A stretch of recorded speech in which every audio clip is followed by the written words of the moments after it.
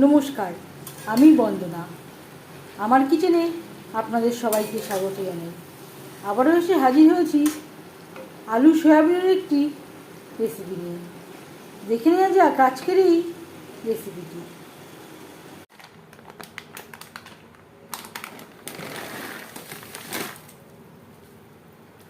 Soybean রান্না করতে এখানে আমি নিয়েছি 100 গ্রাম সয়াবিন। গরম জলে আমি 5 মিনিট ডুবিয়ে রাখবো।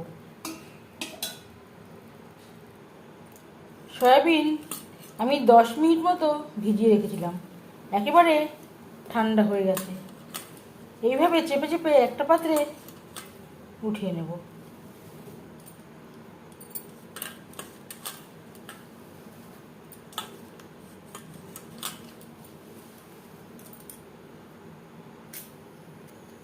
সয়াবিন রান্না করার জন্য এখানে নিয়েছি আমি 2টো আলু।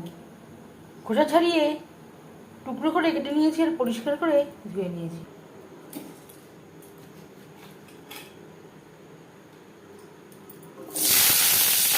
দু চামচ রিফাইন্ড অয়েল গরম করে নিয়েছি। এবার দিয়ে দেবো আলু।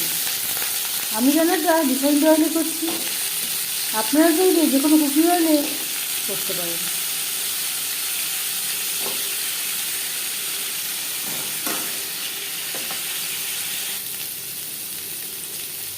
তিন 4 মিনিট নাড়াচাড়া করে নেওয়ার পর দিয়ে দেবো হলুদের গুঁড়ো, স্বাদ মতো লবণ।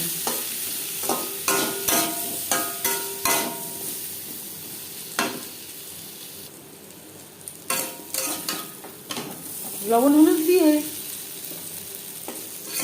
আলু 5-6 মিনিট ভেজে নেওয়ার পর একটা পাত্রে উঠিয়ে নেব।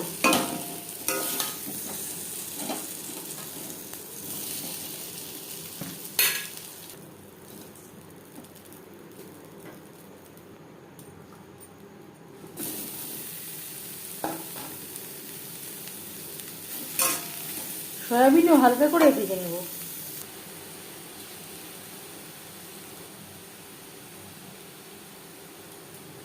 লবণ হলুদ দিয়ে সয়াবিন ভেজে নেব।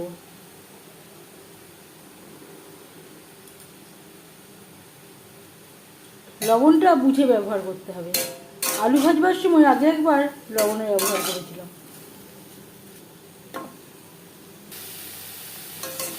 3-4 মিনিট সয়াবিন ভেজে নেওয়ার পর একটা পাত্রে উঠিয়ে নেব।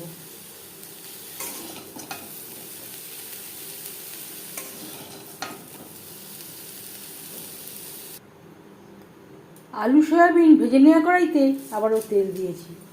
ফোড়নে দিয়ে দিলাম 5 ফোড়ন তেজপাতা।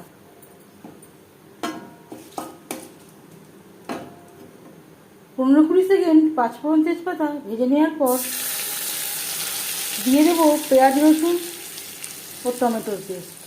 এখানে আমি 2টো টমেটো, মিডিয়াম সাইজের 2টো পেঁয়াজ ও 5-6 কোয়া রসুন একসাথে বেটে নিয়েছি। 1 চামচ আদা ও কাঁচা লঙ্কার পেস্ট, আরও কয়েক কোয়া রসুন আমি অ্যাড করলাম। আর লাগছে হলুদের গুঁড়ো, 1 চামচ রেড চিলি পাউডার। এটা আমি ঝালের জন্য ব্যবহার করছি, যদি আপনারা ঝাল না খান বাদ দিতে পারেন। এই রান্নাতে আমি আর কোনো মশলা ব্যবহার করছি না। জিরের গুঁড়ো বা ধনের গুঁড়ো আপনারা চাইলে এই পর্যায়ে অ্যাড করতে পারেন।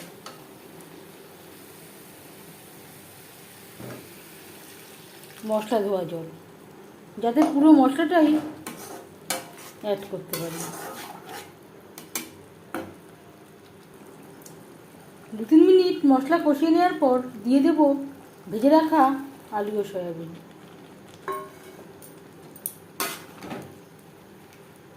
মশলার সাথে বেশ ভালো করে মিক্সড করে দেবো।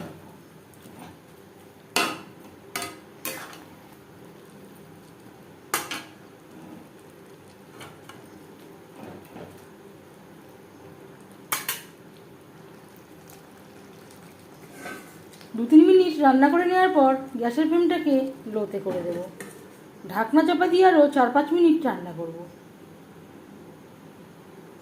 এতে মশলার সাথে আলু সয়াবিন কষিয়ে নেওয়া হয়ে যাবে। আরও 5-6 মিনিট রান্না করে নেওয়ার পর দিয়ে দেব জল। এর মাঝে আমি 1-2 বার নাড়াচাড়া করে দিয়েছি।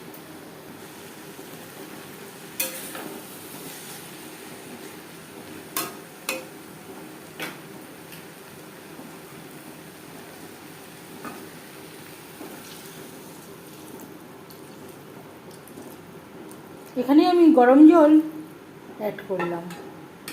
রান্নাতে যদি গরম জল ব্যবহার করা হয় স্বাদটা খুবই ভালো হয়।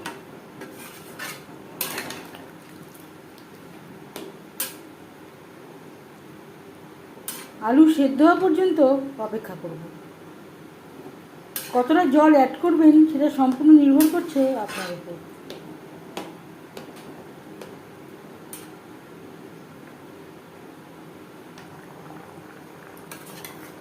গ্রেভির সাথে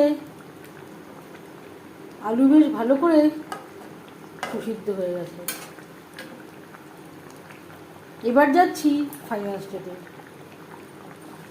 দিয়ে দেবো 1/2 চামচ গরম মশলা পাউডার।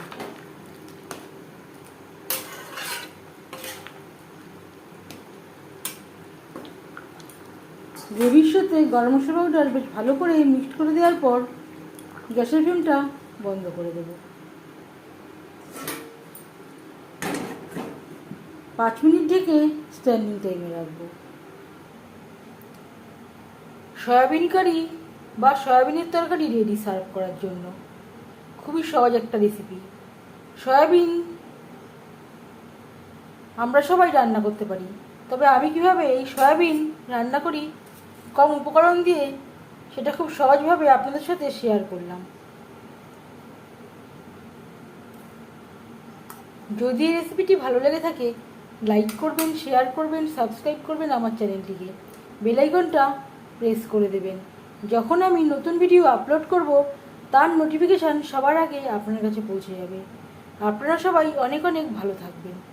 এই ভিডিওটি দেখার জন্য ধন্যবাদ।